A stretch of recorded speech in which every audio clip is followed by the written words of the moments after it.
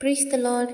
இன்றைக்கி நம்ம எல்லாரும் குட் ஃப்ரைடேன்னு சொல்கிற நாள். தமிழில் நம்ம அதை புனித வெள்ளின்னு சொல்கிறோம். ஆனால் ஒரு நிமிஷம் யோசிச்சு பாருங்கள். இந்த நாளில் தான் இயேசு சிலுவையில் அடிக்கப்பட்டார். அவர் ரத்தம் சிந்தின நாள், அவர் உயிர் கொடுத்த நாள். அப்போ நம்ம எல்லாருக்குள்ளேயே ஒரு கேள்வி வரும்ல. எனக்கு பர்சனலாகவே நிறைய தடவை வந்திருக்கு. இத்தனை கஷ்டம் நடந்ததுனால எப்படி குட் ஃப்ரைடேன்னு சொல்கிறோம்? இந்த நாளில் என்ன குட் இருக்குது? இந்த நாளை ஏன் புனித வெள்ளின்னு சொல்கிறோம்? இந்த வீடியோவில் நம்ம என்ன பார்க்க போகிறோம்னா, ஏன் இன்றைக்கி குட் ஃப்ரைடே, அதாவது புனித வெள்ளின்னு சொல்கிறோம், அண்ட் ஏசு கடைசியாக பேசின 7 வார்த்தைகள் பற்றி தான் பார்க்க போகிறோம். வீடியோ ஸ்கிப் பண்ணாமல் ஃபுல்லாக பாருங்கள். இந்த நாளை பற்றின முக்கியத்துவத்தை பற்றி புரிஞ்சுக்கோங்க.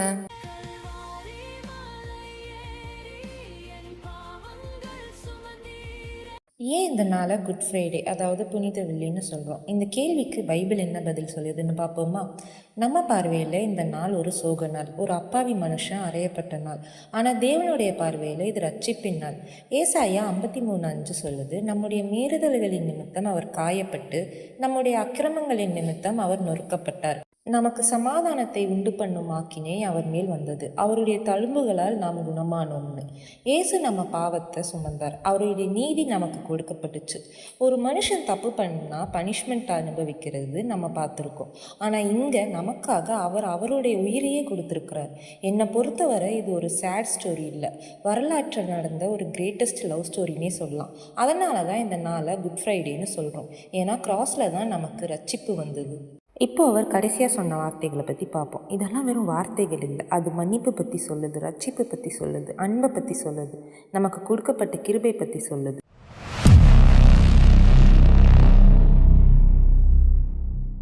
பிதாவே, இவர்களுக்கு மன்னியும், தாங்கள் செய்கிறது இன்னதென்று அறியாதிருக்கிறார்களே.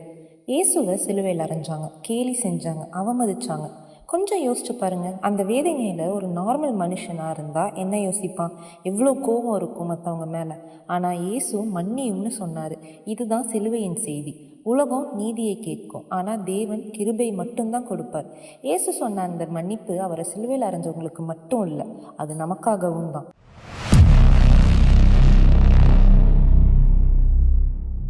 இன்றைக்கு நீ என்னுடனே கூட பரதீசியில் இருப்பாய் என்று மெய்யாகவே உனக்கு சொல்லுகிறேன்.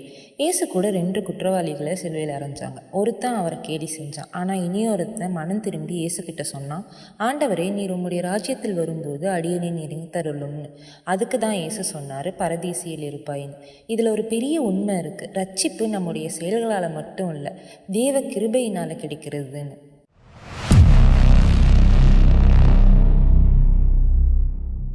தம்முடைய தாயை நோக்கி, ஸ்திரீயே, அதோ உன் மகன் என்றார். பின்பு அந்த சீஷனை நோக்கி, அதோ உன் தாய் என்றார்.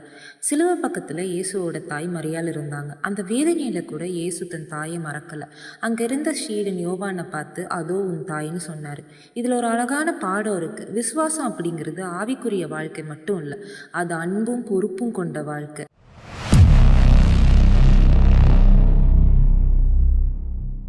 ஏலி ஏலி லாமா சபக்தானி என்று மிகுந்த சத்தமிட்டு கூப்பிட்டார். அதற்கு, என் தேவனே, என் தேவனே, ஏன் என்னை கைவிட்டீர்னு அர்த்தம். அந்த நேரத்தில் உலகத்தோட பாவத்தின் பாரம் அவர் மேலே இருந்துச்சு. நாம தேவனால் கைவிடப்படாமல் இருக்க இயேசு அந்த வேதனையை அனுபவிச்சாரு.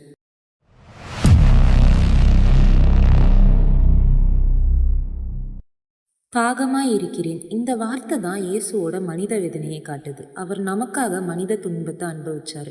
மனிதர்களின் ரட்சிப்புக்காக அவர் அந்த வேதனையை ஏற்றுக்கொண்டார்.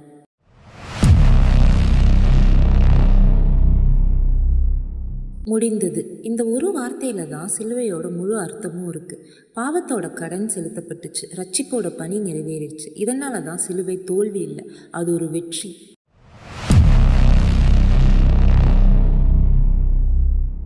பிதாவே, உம்முடைய கைகளில் என் ஆவியை ஒப்புவிக்கிறேன். இயேசு தன் உயிரையே நமக்காக பிதா கிட்ட ஒப்படைத்தார். இது முழுமையான நம்பிக்கையை காட்டுது.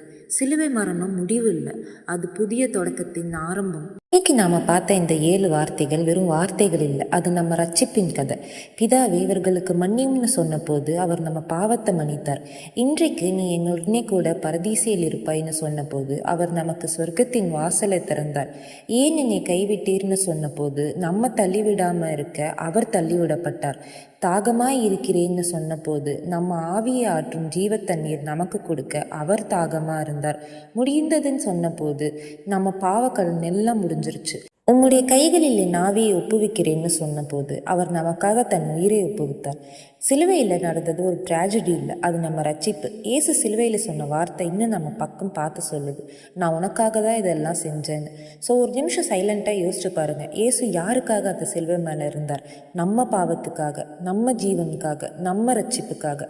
அதனால தான் இந்த நாள் ஒரு சோக நாள் மட்டும் இல்லை, ரட்சிப்பின் நாளும் கூட. இந்த வீடியோவை மறக்காமல் உங்கள் ஃப்ரெண்ட்ஸ் அண்ட் ஃபேமிலி கூட ஷேர் பண்ணுங்கள். இந்த மாதிரி பைபிள் ட்ரூத்ஸ் பற்றி இன்னும் வீடியோ பார்க்கணுன்னா சேனலை மறக்காமல் சப்ஸ்கிரைப் பண்ணுங்கள்.